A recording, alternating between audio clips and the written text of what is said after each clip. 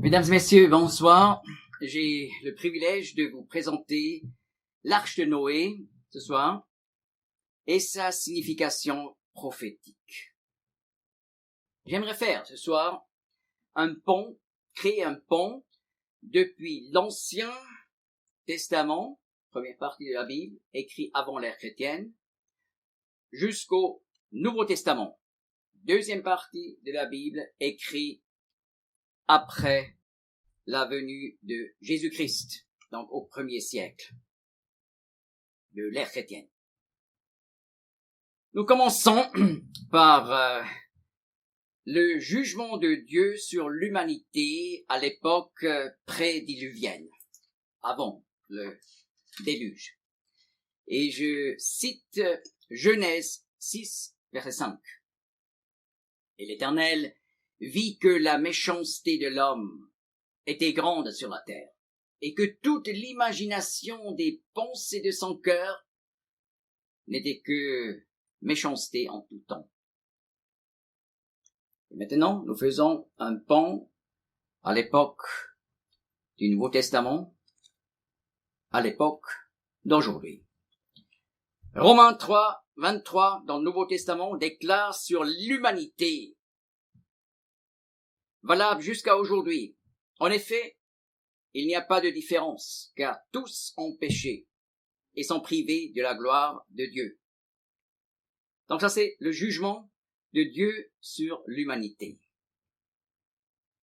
Et maintenant, un deuxième point, un principe biblique, la justice de Dieu exige le jugement. Et pour ça, je lis Genèse 6, maintenant le verset 7. L'Éternel dit, « J'exterminerai de dessus la face de la terre l'homme que j'ai créé, depuis l'homme jusqu'au bétail, jusqu'aux reptiles et jusqu'aux oiseaux des cieux, car je me repens de les avoir faits. » Mais Noé trouva grâce aux yeux de l'Éternel. Eh bien, dans le Nouveau Testament, nous lisons Romains 1, 18, « Car la colère de Dieu est révélée du ciel contre toute impiété et toute iniquité des hommes. » N'est-ce pas? Cela, on n'entend pas souvent dans les prédications. Dieu est en colère contre l'humanité. C'est ce que la Bible nous dit. Parce que Dieu est absolument juste. Et nous sommes injustes. Et la justice absolue demande que Dieu exerce le jugement juste. Mais la Bible révèle la patience de Dieu. Et cette patience, nous trouvons déjà dans ce même chapitre, déjà 2 fois cité, de Genèse 6. Et voilà au verset 3. Et l'Éternel dit, « Mon esprit, donc le Saint-Esprit, mon esprit ne contestera pas à toujours avec l'homme, puisque lui n'est que chair, mais ses jours seront 120 ans. » Et voilà, Dieu donne une époque, une période de 120 ans de grâce, où l'homme a la possibilité de recevoir sous la patience d'un Dieu juste le pardon. Et c'est pour ça, dans le Nouveau Testament, nous faisons maintenant le pont, 2 Corinthiens 6, verset 2 nous dit, « Voici, c'est maintenant le temps favorable. Voici, c'est maintenant le jour du salut. » Ça, c'est une déclaration sur l'époque des 2000 ans passés depuis la venue de Jésus-Christ. Le temps favorable. Mais non pas à toujours. Comme à l'époque, c'était limité à 120 ans de grâce. C'est pour ça, dans 1 Pierre 3, verset 20, nous lisons, « Quand la patience de Dieu attendait dans les jours de Noé. » Tandis que se construisait l'arche dans laquelle un petit nombre, soit 8 personnes, furent sauvées à travers l'eau. Et dans ce contexte, j'aimerais encore citer une parole du rouleau d'Ésaïe. Ésaïe 55, verset 6. « Cherchez l'Éternel, tandis qu'on le tandis qu'on le trouve. Donc c'est pas toujours possible pour chercher Dieu. Il y a un temps limité. C'est pour ça, le texte dit, cherchez l'Éternel tandis qu'on le trouve. Ensuite, invoquez-le pendant qu'il est proche. Dieu est maintenant proche de nous, de chacun, mais pas pour l'éternité.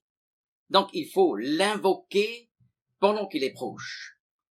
Que le méchant abandonne sa voie et l'homme inique ses pensées, et qu'il retourne à l'Éternel et il aura compassion de lui et à notre Dieu, car il pardonne abondamment. 2 Pierre 2, verset 5, nous rappelle l'histoire de Noé. Donc il s'agit de Dieu, s'il n'a pas non plus épargné l'ancien monde, mais a préservé Noé, le 8e, prédicateur de justice, quand il fit venir le déluge sur un monde d'impies. Ici, Noé est appelé le prédicateur de justice. Donc on pourrait dire, est-ce que Noé n'a-t-il pas manqué de méthode de prédication lorsque finalement il n'y avait que 8 personnes dans l'arche? Mais la parole dit non, ça ne dépend pas de la méthode. Il était prédicateur de justice, mais on doit dire, les hommes ne voulaient pas. Mais l'offre était là, présente.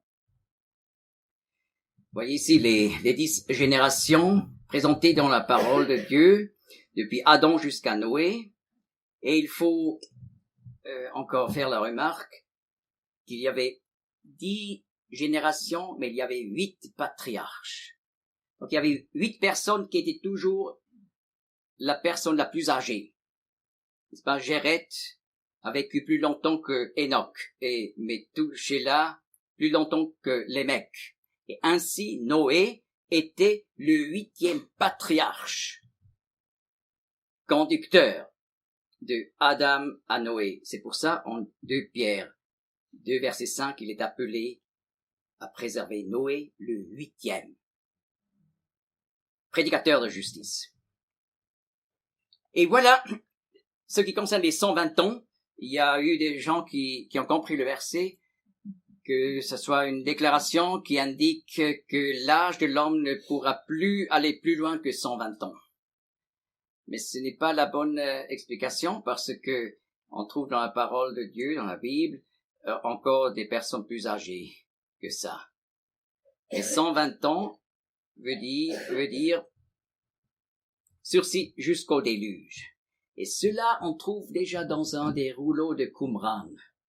Le manuscrit 4Q 252 comprend aussi, il y a 2000 ans, c'est 120 ans, de cette façon comme je vous ai présenté, le temps de la grâce, jusqu'au jugement.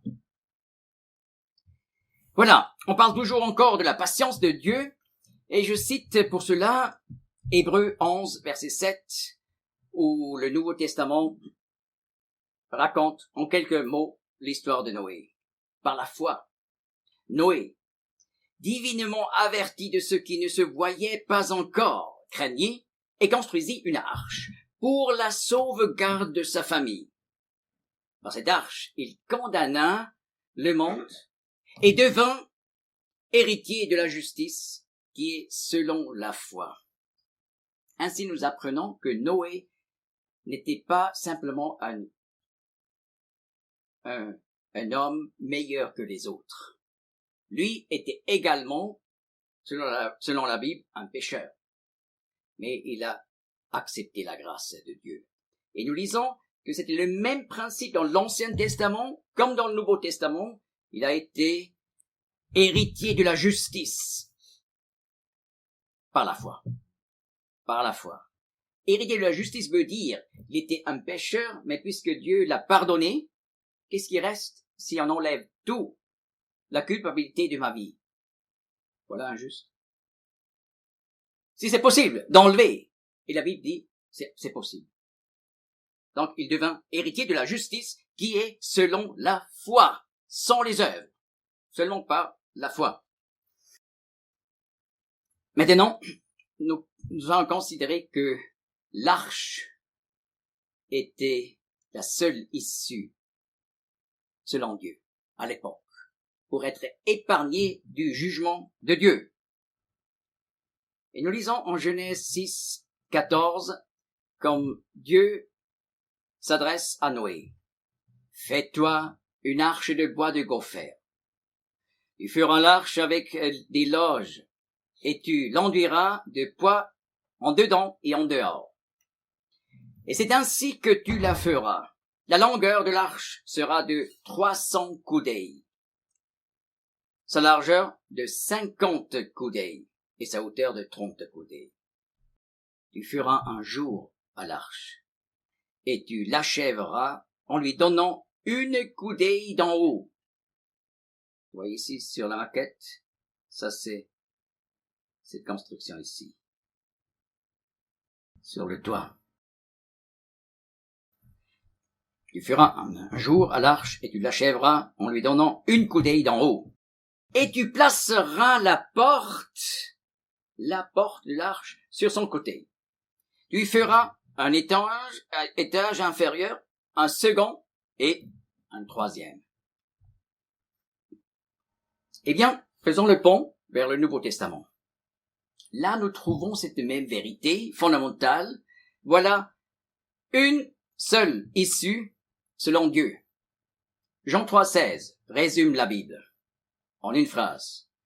Car Dieu a tant aimé le monde qu'il a donné son Fils unique, Jésus-Christ, afin que quiconque croit en lui ne périsse pas, mais qu'il ait la vie éternelle. Donc le seul issue aujourd'hui, c'est Jésus-Christ. J'ai déjà cité donc les données de la grandeur de l'arche. 300 coudées de longueur, 30, c'était la hauteur, et 50 la largeur. Il s'agit ici, bien entendu, de la vieille coudée hébraïque, la coudée royale, qui était exactement de 52,5 cm. Et alors, ça fait les dimensions de 157,5 mètres de longueur, 26,25 de largeur et 15 mètres 75 la hauteur. C'est unique parce que dans l'histoire de l'Occident, la prochaine fois où on a construit un tel bateau, c'était au 19e siècle. Je ne parle pas des Chinois, mais je parle du monde occidental. Oui, mais ça veut dire quelque chose. Donc, c'est inouï. Et voilà, j'ai un ami qui était professeur en Allemagne à Braunschweig, dans cet institut qui a cette montre atomique qui corrige en toute l'Allemagne et plus les montres. Et voilà, c'est un spécialiste en mathématiques et il s'est demandé quelle serait la plus petite quantité de matière avec la plus grande stabilité pour construire une arche. Et vous voyez, ça, c'est un paradoxe, n'est-ce pas? C'était intéressant pour Noé d'utiliser le moins possible de matière pour obtenir la plus grande stabilité. Alors là, il faut calculer ce qui est assez compliqué avec des équations, n'est-ce pas? Et deux qui se croisent, n'est-ce pas, finalement. Et ça, c'est une manière de faire la mathématique qui n'était pas connue à l'Antiquité. N'est-ce pas? Dans l'histoire de la maths, c'est apparu relativement tard. Et Oui. Et voilà, quel est l'optimum? Et donc, il a essayé de calculer cela, tout en admettant qu'on a mis les animaux les plus lourds, comme les éléphants, etc., n'est-ce pas, dans le rez-de-chaussée, pour descendre donc la stabilité. Et ainsi, il a obtenu donc, avec son calcul qu'il a fait avec l'ordinateur, la consommation minimale de matière. C'est donc au moment où h, la hauteur, est égale 1,667. Consommation minimale de matière première avec ce calcul. Et si on divise 50 divisé par 30, ça fait 1,66. C'est l'optimum.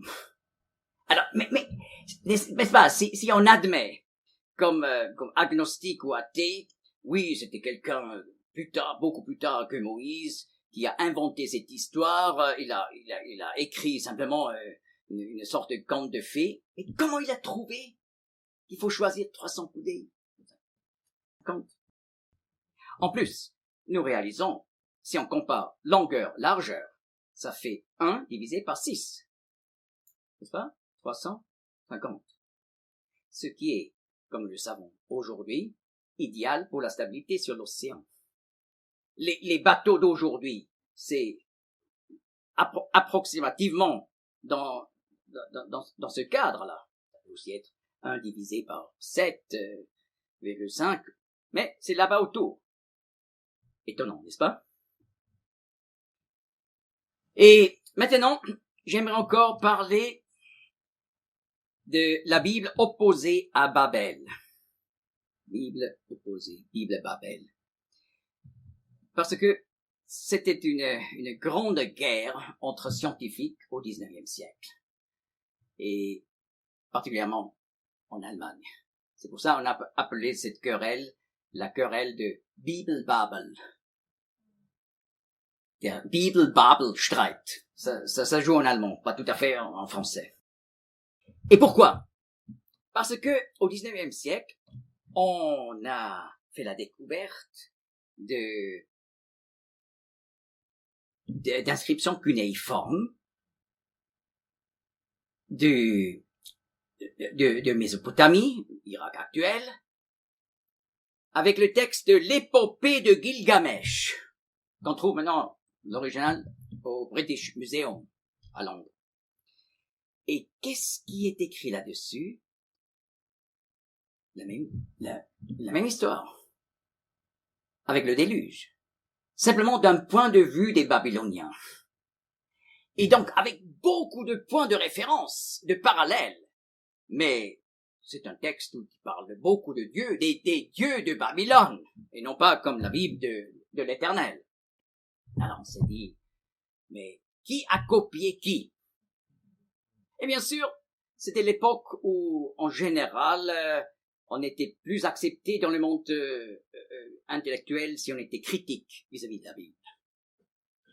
Alors, beaucoup ont dit, bien sûr, les Hébreux, pour utiliser un terme péjoratif des Juifs, les Hébreux ont copié les Babyloniens. Mais en principe, on pourrait aussi penser, pourquoi les Babyloniens n'ont pas copié les Hébreux? Et ce qui m'étonne, n'est-ce pas, c'était des hommes très intelligents. Pourquoi ils avaient seulement ces deux possibilités et non pas par exemple une troisième, que personne n'a copié, mais que ces deux récits vont en arrière vers une histoire réelle, donc transmise par la tradition, mais sur deux chemins différents. Non, on n'a pas parlé de ça. Ça c'était pas normal, mais on a parlé et finalement conclu, c'était les Hébreux qui ont copié. Mais dans l'épopée de Gilgamesh, eh bien, il y a aussi une description de l'arche. Mais là, l'arche c'est un cube. Un cube avec, c'est une erreur, pas 12 niveaux, mais 6 niveaux. Ne copiez pas ça. 6 niveaux. Comme vous voyez là, cette maquette, eh bien, l'inclinaison et le roulis constant sur les vagues. Ah, pauvre éléphant, n'est-ce pas, en bas. Donc, constant sur les vagues rendrait les déplacements impossibles. En plus, il y a encore un problème fondamental, le manque de lumière dans les étages inférieurs. Pourquoi nous avons des chiffres tellement différents et même étonnants dans le texte biblique? En plus, aujourd'hui, nous vivons au XXIe siècle. Heureusement, je me dis, pour plusieurs raisons. Parce que depuis, on a aussi fait des progrès dans la connaissance des peuples du monde et des tribus. Et jusqu'à aujourd'hui, nous connaissons maintenant plus de 300 récits de déluge.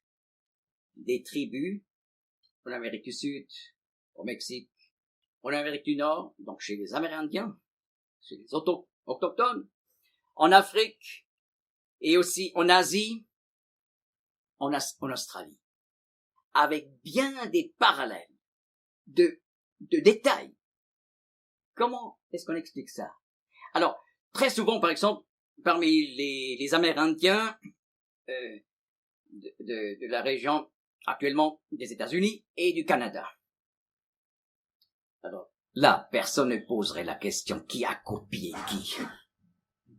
Les Amérindiens, les Hébreux, ou les Hébreux, les Amérindiens. Donc, il faut expliquer différemment. Mais il nous faut une explication. Eh bien, vous pouvez essayer avec des ethnologues aujourd'hui. Comment vous expliquer le fait de ces récits de déluge dans le monde entier, avec ces parallèles stupéfiants? Eh bien, il dirait, ça m'impressionne pas. Oh, pourquoi? Oui, parce que nous pouvons expliquer cela. De quelle manière? C'est tout simple, par l'hypothèse des missionnaires. C'est quoi ça? Eh bien, vous voyez, les chrétiens ont envoyé des missionnaires dans le monde entier. Partout, ils ont raconté les histoires bibliques. Et naturellement, les gens des tribus, ils aiment les histoires. Parce que pour eux, c'est normal. On se met le soir autour d'un feu, les jeunes avec tout droit, avec respect devant les anciens, et on raconte les histoires, les traditions.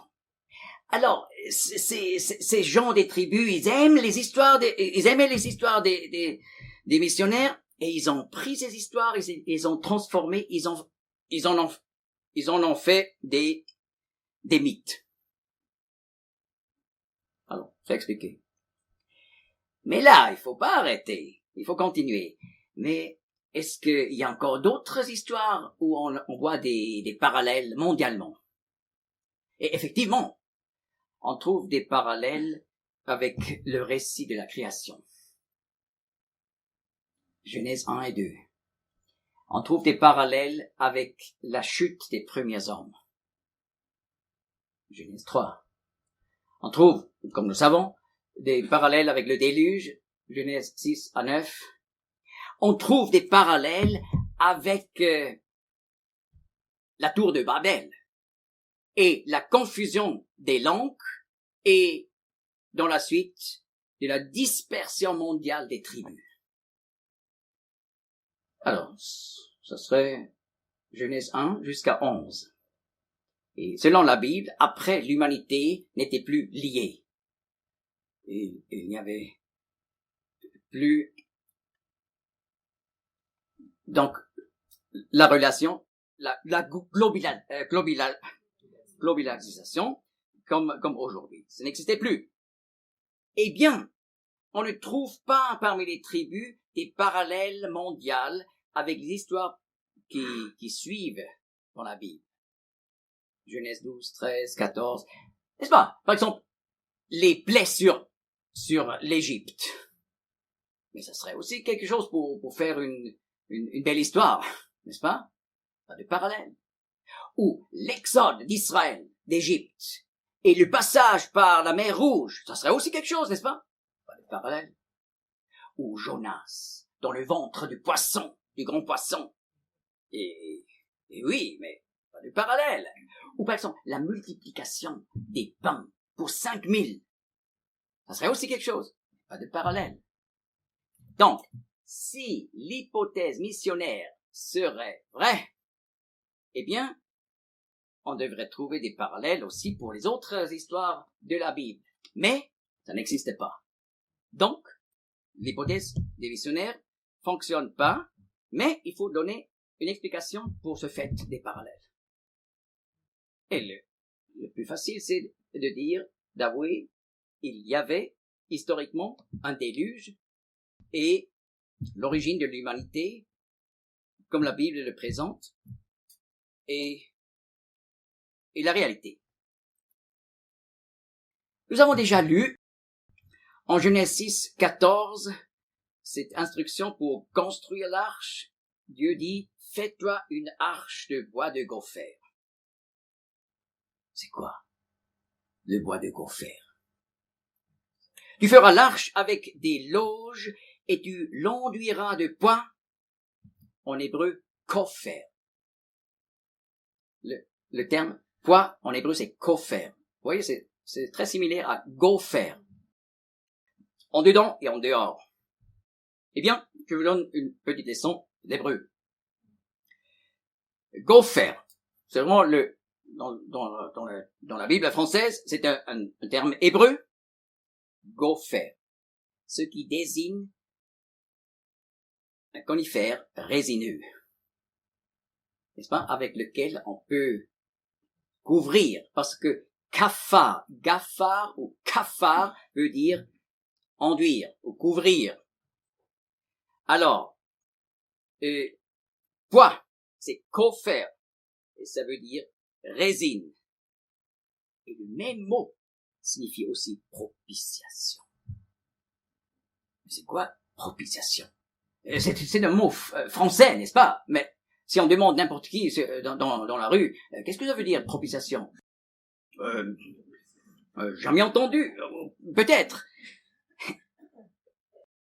Et c'est la même chose dans d'autres langues, n'est-ce pas? Une fois, j'ai donné cette conférence en espagnol. J'ai dit, le terme propitiation.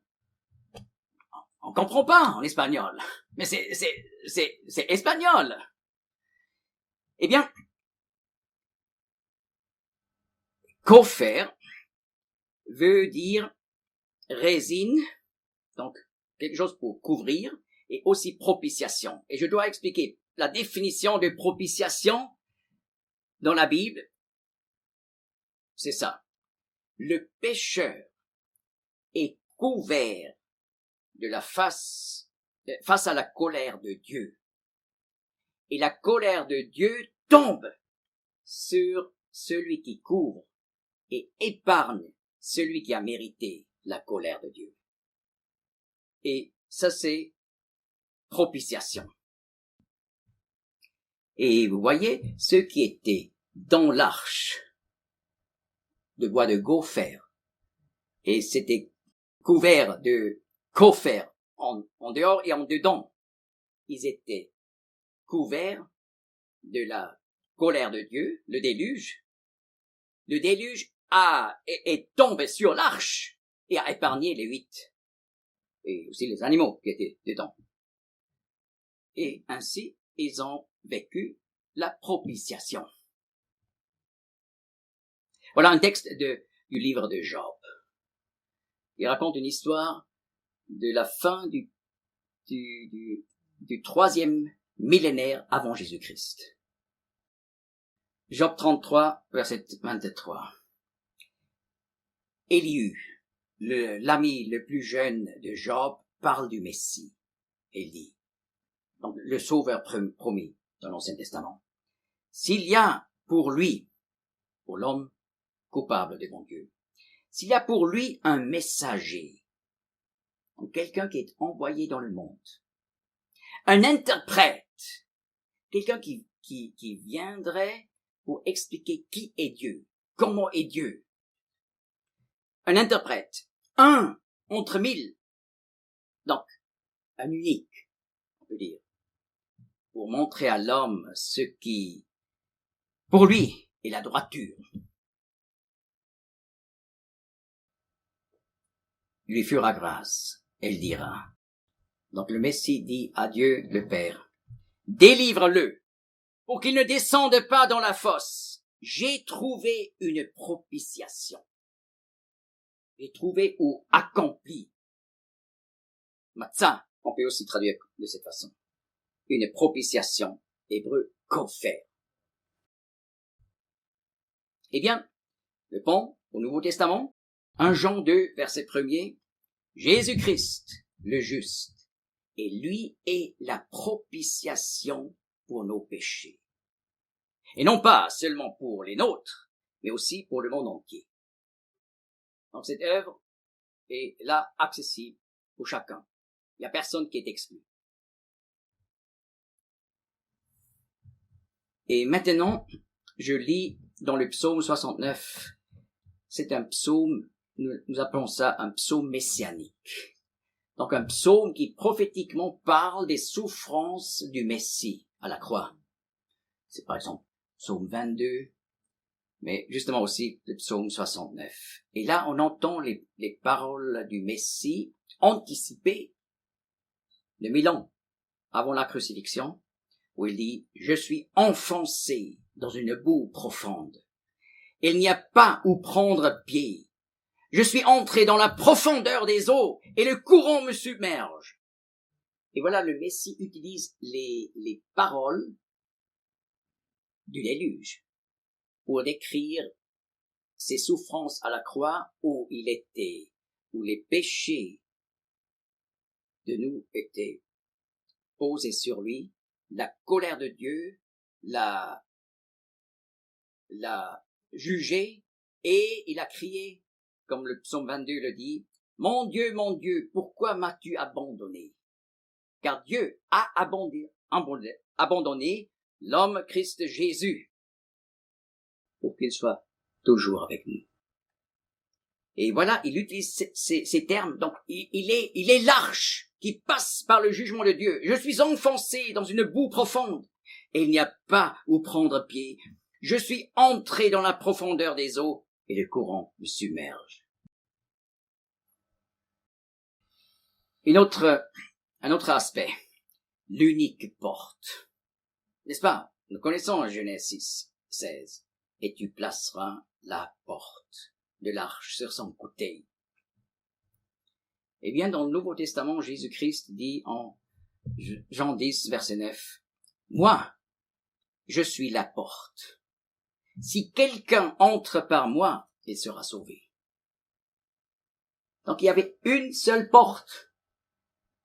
À l'époque de Noé, il fallait entrer par cette porte pour être sauvé. Tout le monde était invité, mais il fallait prendre la décision.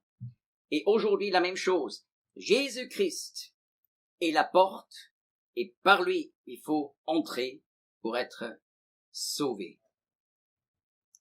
En plus, en Genèse 7, verset 16, nous lisons, juste avant le déluge, et l'Éternel ferma l'arche sur lui. Pourquoi la Bible nous mentionne que Dieu ait fermé la porte et non pas Noé? Eh bien, il faut rechercher dans le livre de Job, chapitre 12, 14, où nous lisons, voici, donc Dieu, démolit, et on ne rebâtit pas. Il enferme un homme, et on ne lui ouvre pas. Donc, nous apprenons, si Dieu ferme, l'homme ne peut plus ouvrir. Donc, si Dieu a fermé, c'était plus possible de sortir. Bien sûr, non plus possible d'entrer, C'était trop tard. Le temps de la grâce avait passé, mais on ne pouvait plus sortir. C'est-à-dire, ceux qui étaient dedans ne pouvaient plus perdre le salut.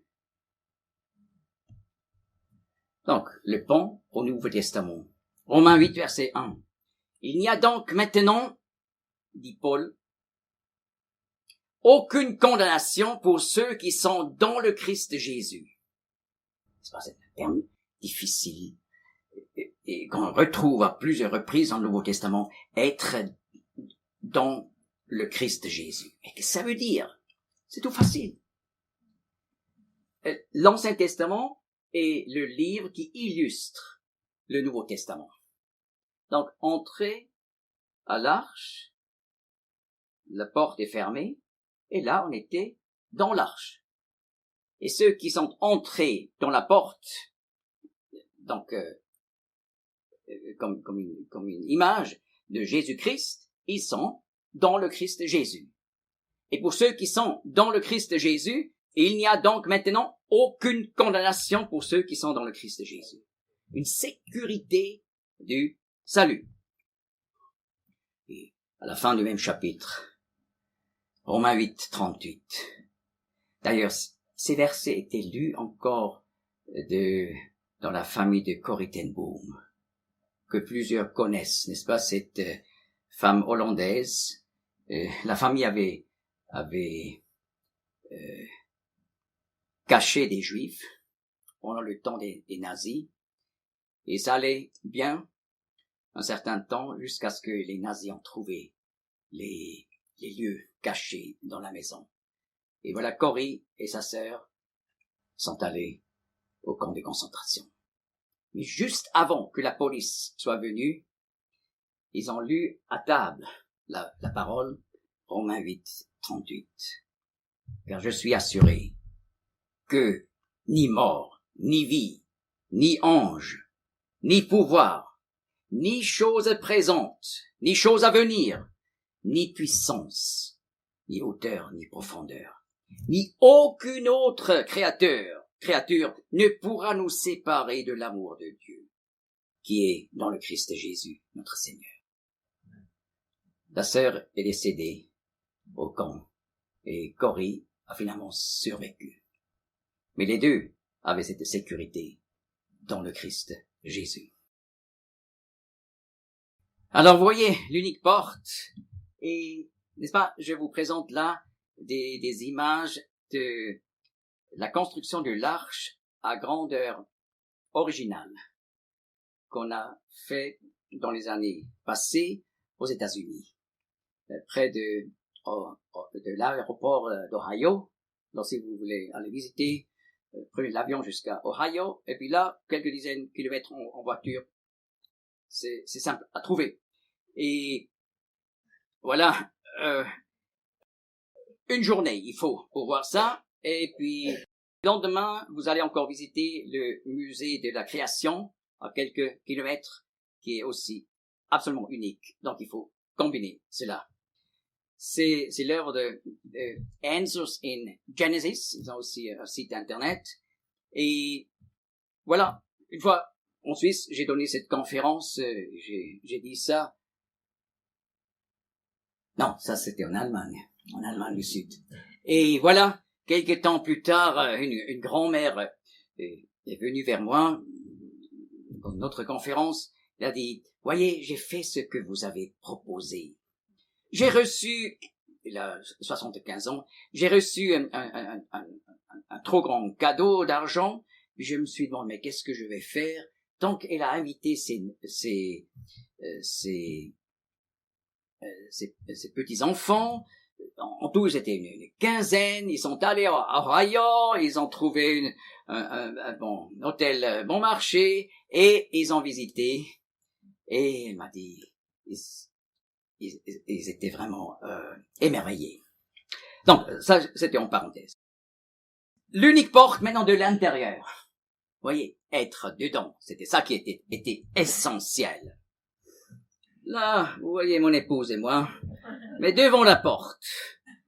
Mais voyez, si on était à l'époque de Noé à cet emplacement, on n'était pas sauvés. Presque sauvés. Mais presque, c'est pas du tout.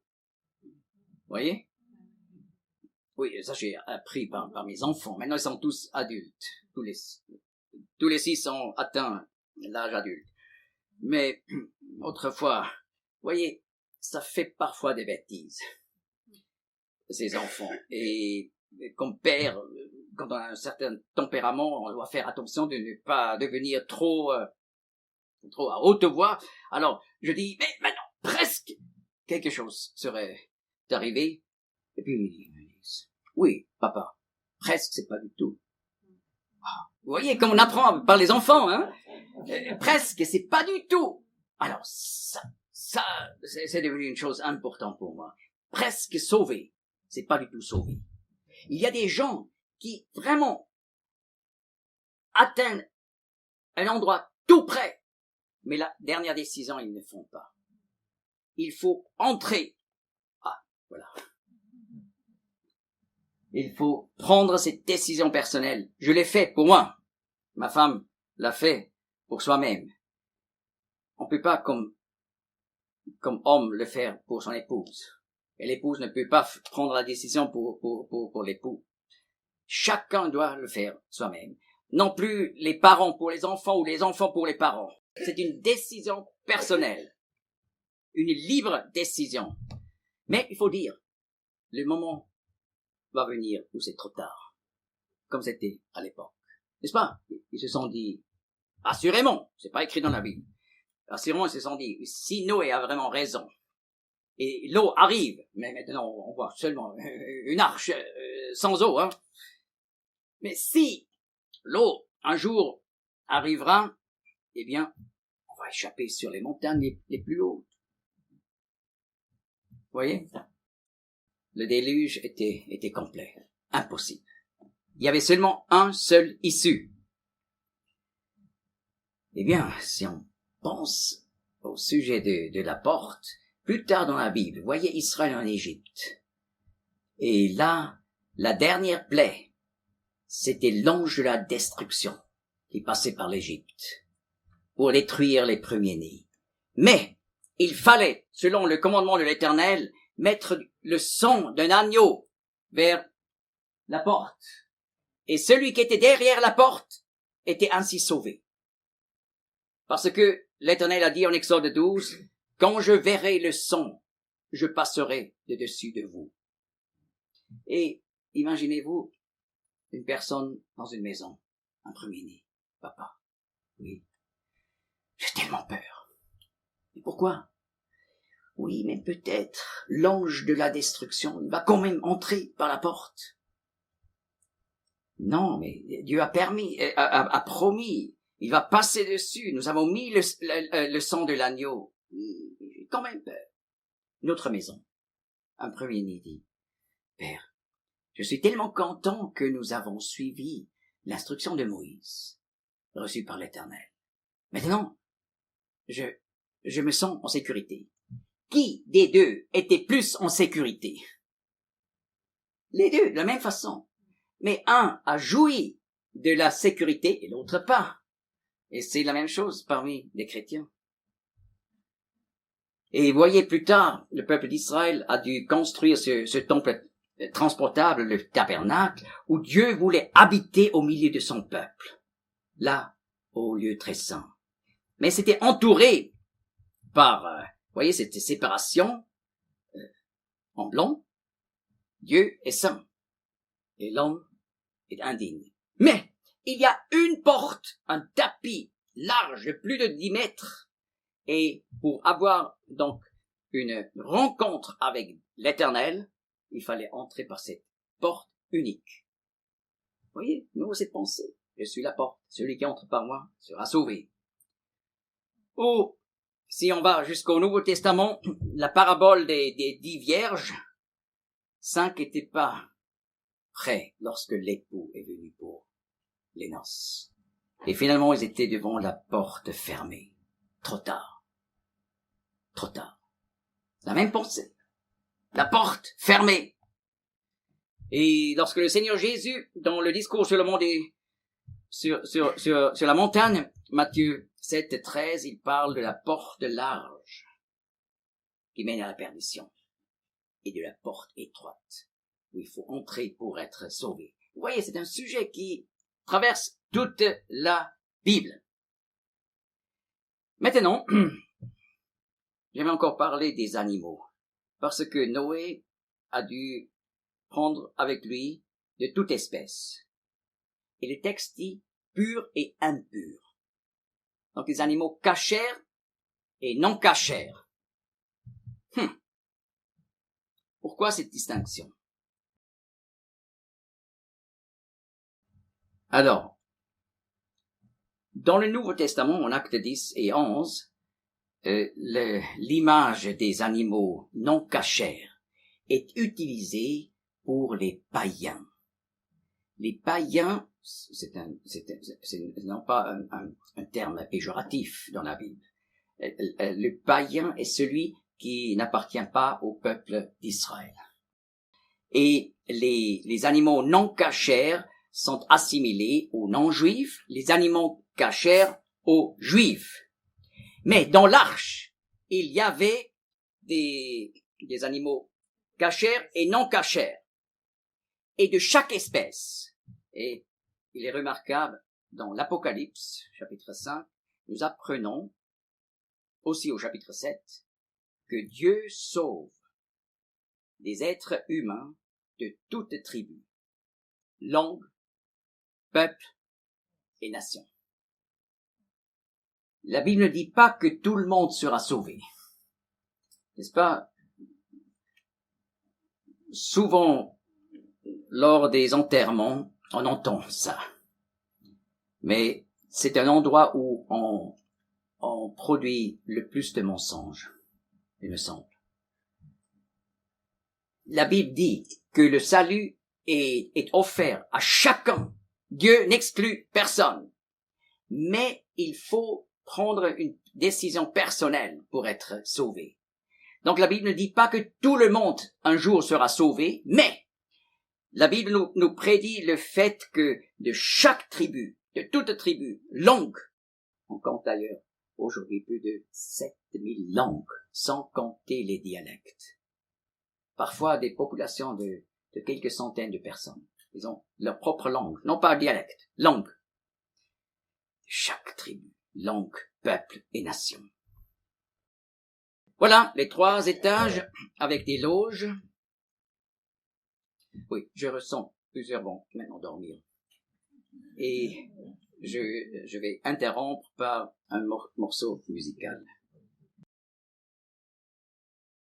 Et là, je rejouerai ce que hier j'ai déjà joué, l'air de Bach. Car c'est une de mes pièces les plus préférées. Pourquoi? Parce que par cette musique on peut illustrer comme Bach qui est un vrai croyant, n'est-ce pas? On a encore sa Bible en 2 volumes avec beaucoup de remarques dedans. Il a exprimé par cette musique cette assurance et ce repos qu'on peut ressentir comme chrétien en Christ. Et ce qui est remarquable, cette pièce, on peut jouer lors des noces. Cette profondeur de cette musique qui peut nous toucher. Mais le même morceau j'ai joué lors de l'enterrement de notre premier-né. C'était comme un éclaircissement du ciel. N'est-ce pas? Lorsqu'on était au Canada et on reçut le téléphone. Ton aîné est décédé. Par un accident. Et là, je me suis dit, mais qu'est-ce que je vais jouer? Je vais jouer ça. Parce que ça exprime exactement ce que j'ai ressenti. Donc, c'était paix intérieure dans la douleur. N'est-ce pas? Et on m'a dit, oui, mais ça c'est pas possible. Tu sauras pas jouer ça. J'ai pensé, oui, je crois quand même. Et j'étais tellement reconnaissant que ça, c'était possible.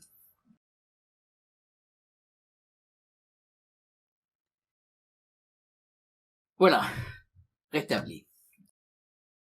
Genèse 6, 16. Tu y feras un étage inférieur, un second et un troisième. Voyez là les 3 étages. Et voilà quelques photos de l'aménagement intérieur. On a essayé de reconstruire même cela aux États-Unis. Et d'ailleurs, là, ils se sont donné de la peine aussi pour faire le calcul, comment c'était possible d'apporter toutes les espèces. Et il est important de penser au fait que ce que nous entendons aujourd'hui dans la biologie sous espèce, c'est pas exactement la même chose comme le terme espèce dans le récit de la création. Parce que, vous voyez par exemple, lion, tigre,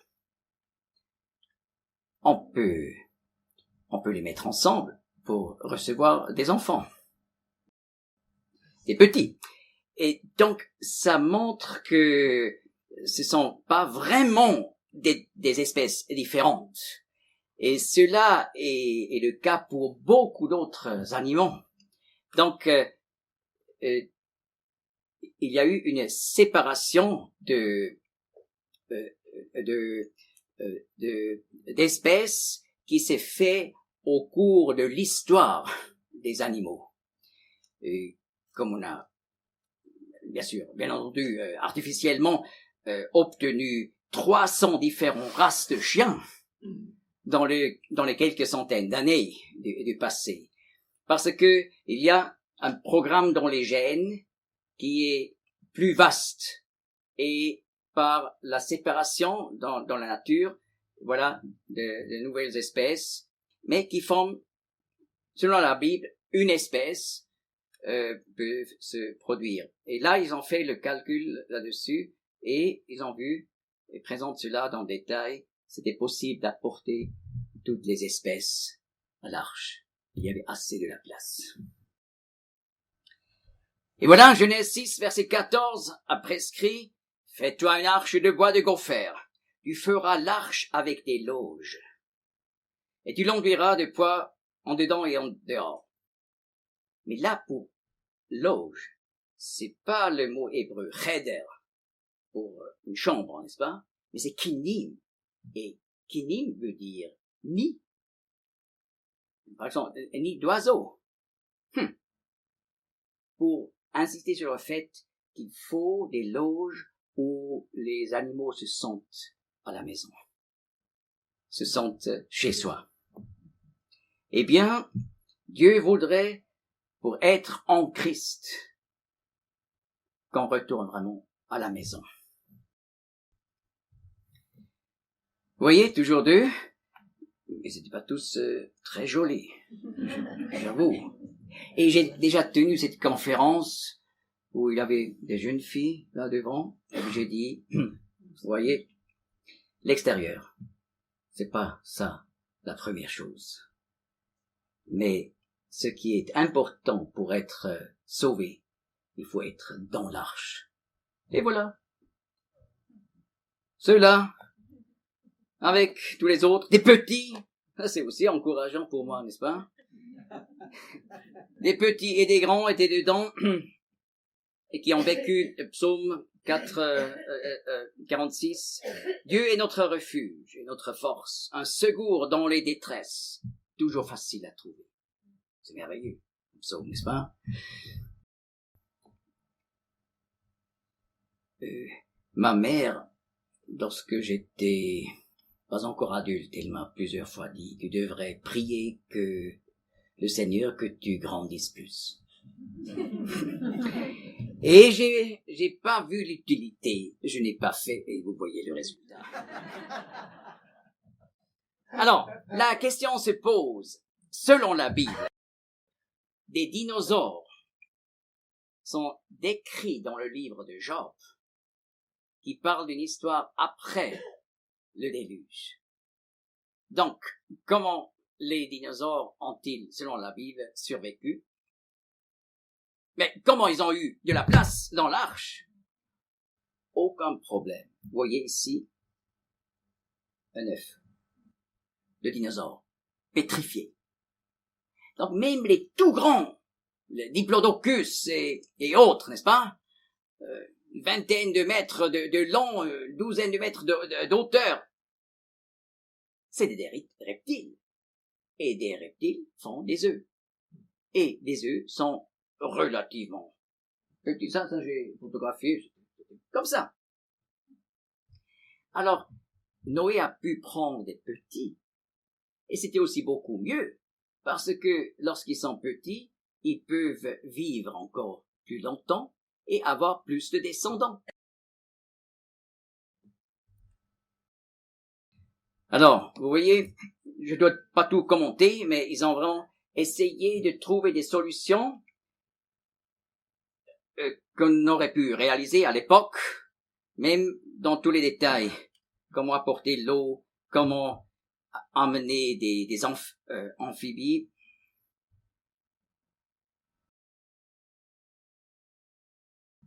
Comment résoudre le problème de la nourriture, etc., etc. Et bien sûr, on aurait aussi pu planter un peu à l'intérieur de l'arche pour la famille de Noé.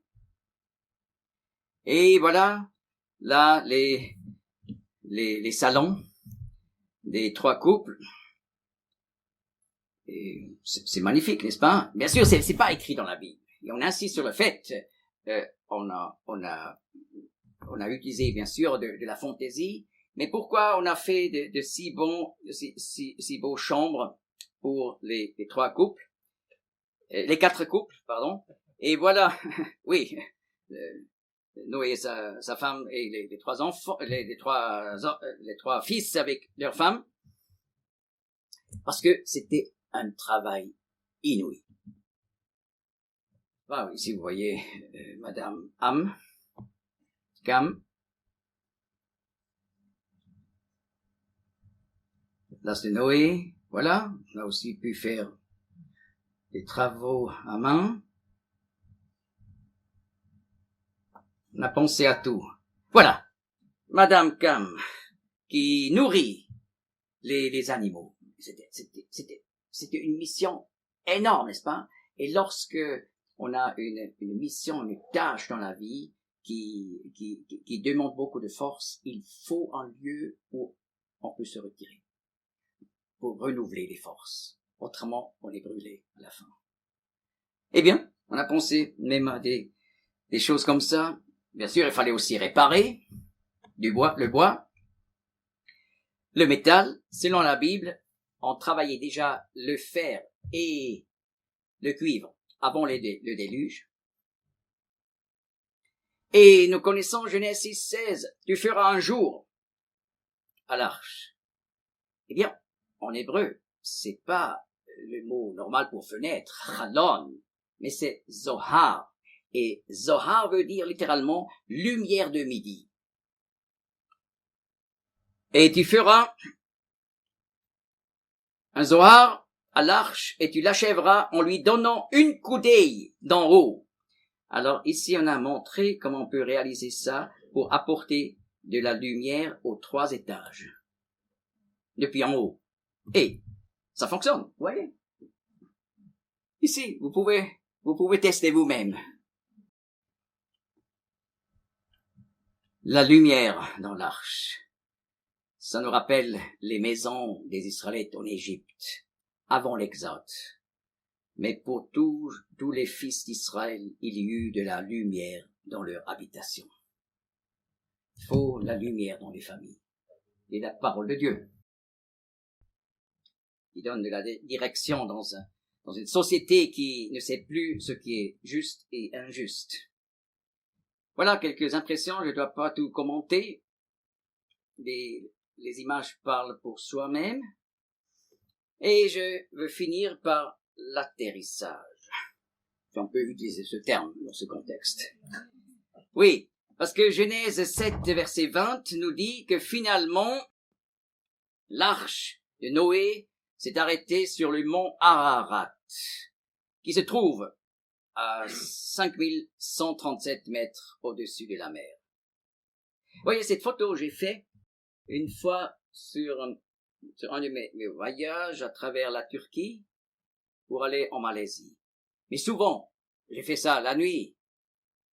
Et jamais j'ai vu du monde Ararat. J'avais tellement le désir. Et un jour, sur ce vol-là, je regarde. Mais, n'est-ce pas? Vous voyez, c'est tellement typique. Ces deux montagnes, ce sont les deux parties d'Ararat. Waouh! C'est Ararat. Et alors là, j'aurais eu le désir que le pilote intervienne. Ladies and gentlemen, look at your left hand. You see Mount Ararat, the place where Father Noah ended with his ark. Non, on n'a rien expliqué. Genèse 8, verset 4. Et l'arche reposa sur les montagnes d'Ararat, au 7e mois, au 17e jour du mois. Reposer, c'est un mot en hébreu qui est de la même famille comme Noé. C'est un jeu de mots. Oui, Noé, je veux dire repos. Et l'arche reposa sur les montagnes d'Ararat. Le 7e mois du 17e jour. Mais ça, c'est le jour de la résurrection dans le Nouveau Testament. N'est-ce pas? Lors de l'Exode, chapitre Exode 12, verset 1er, Dieu explique ce mois. Et maintenant pour vous le premier mois, le mois Nissan, qui était jusqu'alors le 7e mois, est devenu le premier mois. Et voilà, nous sommes ici encore avant l'Exode. Donc, le 7e mois était le mois Nissan. Donc, le mois de la Pâque, le mois de la crucifixion, et la résurrection a eu lieu le 15. Juste après, après qu'on a mangé la Pâque, le lendemain, c'était le 15 Nissan. 3e jour, Christ est ressuscité, 15, 16, 17. Et voilà, l'arche qui a passé par le jugement, ça parle de la croix, et lorsque l'arche reposa, ça parle de la résurrection. Tout est accompli. C'est étonnant, n'est-ce pas? C'est lié dans la parole, et c'est partout comme ça. Ici, vous voyez la colombe était envoyée par Noé à la fin, et finalement, ils ont pu sortir. Et voilà l'autel de Noé, Genèse 8, 21. Et l'Éternel flaira une odeur agréable, et l'Éternel dit en son cœur, je ne maudirai plus de nouveau le sol à cause de l'homme, car l'imagination du cœur de l'homme est mauvaise dès sa jeunesse. Et je ne frapperai plus de nouveau tout ce qui est vivant comme je l'ai fait. Donc, Noé a établi un autel et il a fait des sacrifices. Et là, Dieu donne la promesse de ne plus jamais envoyer un déluge mondial. N'est-ce pas? Ça se peut. Dans la région ici, qu'il y ait des inondations. Mais c'était pas une inondation, le déluge. C'était un déluge mondial. Et voilà, Dieu bénit, Genèse 9, verset 1, et Dieu bénit Noé et ses fils. Faisons le pont vers le Nouveau Testament. Éphésiens 1, verset 3, béni soit le Dieu et Père de notre Seigneur Jésus-Christ qui nous a bénis de toute bénédiction spirituelle dans les lieux célestes en Christ. Et voilà l'arc-en-ciel comme signe de cette promesse, plus de déluge mondial. Et l'arc-en-ciel, c'est simplement la lumière. Mais on voit donc toute la gloire de la lumière qui est composée donc de toutes ces couleurs. Et 1 Jean 1, verset 5 parle de Dieu. Voici le message que nous avons entendu de lui et que nous vous annonçons. Dieu est lumière. Et non pas Dieu est la lumière. Ça serait de l'hindouisme. N'est-ce pas? La lumière, c'est pas Dieu. Mais Dieu est lumière, ça veut dire son caractère est lumière. Donc, perfection. Et il n'y a en lui aucune ténèbre. N'est-ce pas, dans le taoïsme, on dit, le divin, c'est un mélange de noir et blanc, de mauvais et de bon. Mais la Bible dit, non, Dieu est parfaitement juste. Dieu est lumière et il n'y a en lui aucune ténèbre. Juste pour finir, la question d'où vient l'humanité est devenue de nouveau particulièrement intéressant par les grands travaux en rapport avec l'étude des gènes aujourd'hui. N'est-ce pas? Aujourd'hui, on peut exactement retracer par les gènes d'où nous venons. Je sais, vous n'avez pas le droit de le faire en France. Des tests génétiques pour savoir exactement d'où vous venez, mais en Suisse, on peut. Et alors, dans quelques semaines, vous pouvez savoir pour 50 €, 80 €, ça dépend, quel était le peuple de votre départ il y a 3000 ans.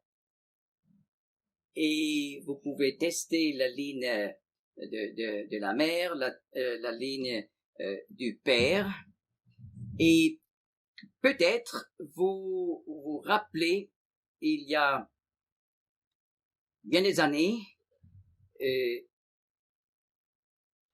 on a annoncé dans les masses médias, on a trouvé par les tests génétiques Ève, la mère de l'humanité. Et elle a vécu il y a 100 jusqu'à 200 000 ans. Bon. Mais plus tard, on a fait des progrès. C'est aussi déjà depuis quelque temps.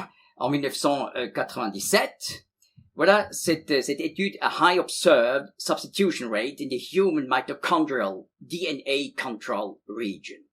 Et cela a été publié par Nature Genetics. Et là, ils ont montré qu'on a fait des erreurs autrefois en calculant Ève. Parce que on a réalisé quand on étudie les arbres généalogiques, le taux des mutations dans la région mitochondriale est beaucoup plus vite, 20 fois plus vite. C'est-à-dire, cette femme de laquelle est issue toute l'humanité qui existe aujourd'hui a vécu il y a environ 6000 ans. C'est inouï. C'est destructif. Si on croit en des millions d'années. Mais c'est une approche intéressante. Et vous voyez, lorsque vous faites ces tests génétiques, non pas en France, c'est défendu, mais je dis en Suisse. Et je ne sais pas si vous avez le droit, si vous êtes en Suisse, si on peut le faire. Alors, il faut voir exactement. Je ne veux pas vous séduire à faire quelque chose qui n'est pas permis. Mais, vous voyez, on met toute l'humanité maintenant dans des groupes A, B, C, D, etc. Je parle maintenant seulement pour faciliter, de la ligne de la mer.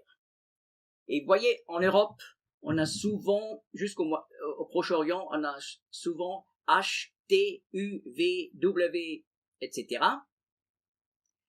En Asie, A, B, C, vous voyez, D. Et la même chose chez les Amérindiens. A, B, C, D. Alors, c'était toujours correct ce qu'on a appris à l'école.